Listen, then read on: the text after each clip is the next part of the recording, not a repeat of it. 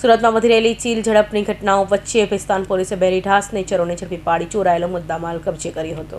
સુરતમાં રોજે રોજ ચીલ ઝડપના કિસ્સામાં વધારો જોવા મળી રહ્યો છે, ત્યારે ભેસ્તાન પોલીસ મથકની હદમાં ગત 13 જાન્યુઆરીના રોજ રિક્ષામાં પસાર થતી મહિલાના હાથમાંથી દાગીના તથા રોકડ મૂકેલ પર્સની ચીલ ઝડપ કરનાર રીઢાઓને પોલીસે ઝડપી પાડ્યા છે। પોલીસે સીસીટીવીની સહિતની તપાસ કરી મહિલાઓના પર્સ જૂટવી જનાર બે રીઢાઓને મોઇન ઉર્ફે બોબડા પઠાણ અને ખાલિદ ઉર્ફે ભાંજા સૈયદની ધરપકડ કરી તેઓ વિરુદ્ધ કાયદેસરની કાર્યવાહી હાથ ધરી હતી।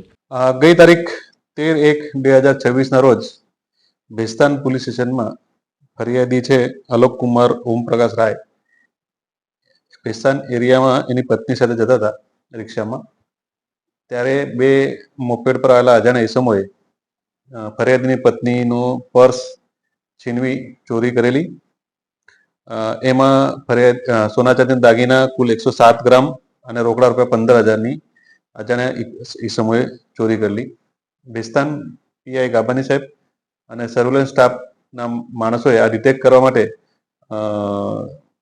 ટેકનિકલ સર્વેલન્સ તથા હ્યુમન સર્વેલન્સથી બે રીઢા આરોપીઓ મોઇન ઉર્ફે બોબડો સરવરકાર પઠાણ તથા ખાલિદ ઉર્ફે ભાંજા સાજિદ સૈયદની ધરપકડ કરેલી છે અને આ ગુનો ડિટેક્ટ કરેલ છે અને ચોરીમાં ગયેલ મુદ્દામાલ પૈકી 65 ગ્રામ સોનું પણ રિકવર કરેલ છે।